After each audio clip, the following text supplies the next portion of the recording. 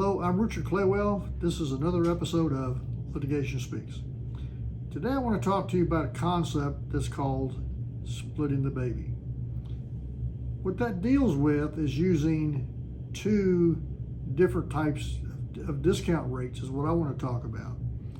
One of those is called a cost of equity, and one of those is called a safe rate of return. The cost of equity is typically used when you value a commercial business.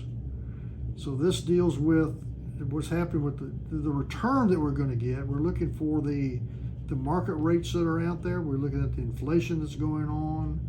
We're looking at the default risk. That is all related to the cost of equity. Those cost of equity numbers, this ballpark can range probably somewhere between 25 and 35%. Could be more, could be less.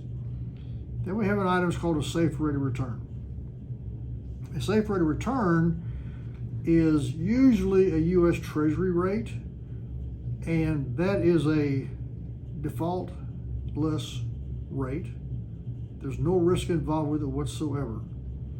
This is what you typically will see in a personal injury case or a wrongful death case.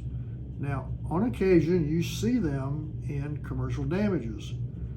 When you see those in a commercial damages, that should raise a little red flag. Just kind of roll it up real quick, because that tells you that the expert probably doesn't know what they're doing. Those rates are not designed for commercial damages. I'm going to read you something that I've got real quick that talks about a U.S. Supreme Court case. And it talks about personal injury cases. And it says he is entitled to a risk-free stream of future income to replace his lost wages. That's what it's for, to replace the lost wages.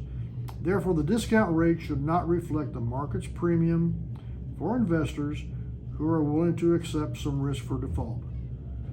So the risk-free rate is for personal injury where there's not going to be any default risk whatsoever. When you get over into commercial businesses, you have those risks. Those risks will make the discount rate higher. So there's some pros and cons of using both of those. One of them is for the cost of equity, is it better fits the scenario that you're dealing with, because we're looking at different factors that would impact the risk, but it needs more information. So a little more complex, a little few more moving parts, but you know what? It's what you pay the expert for. We also have a safe rate of return. It's simple, it's easy. You go out there, you look up a table, and you have a number. I'm going to give you an example of how this works so you really understand what's going on and the impact of what's happening. Assume for the sake of argument that you have a lost profits number in a business, and it's $500,000 is the profit. And assume that increases each year $50,000. Just made up the numbers. So we go from $500,000 to a 5-year time period of $700,000. If we use the safe rate of return to get the present value of that, and I've used 1.5%, that's pretty much the current rate, that gives me the value of the damage of $2,862,000 using a safe rate of return. If we use a commercial rate, cost of equity, which takes into consideration default risk, where a safe rate does not, then we would wind up with a value of $1,554,000. So here you are trying to negotiate what's going on with this, and you've got one side that's adamant that it should be the cost of equity. The other side says, no, it should be a safe rate.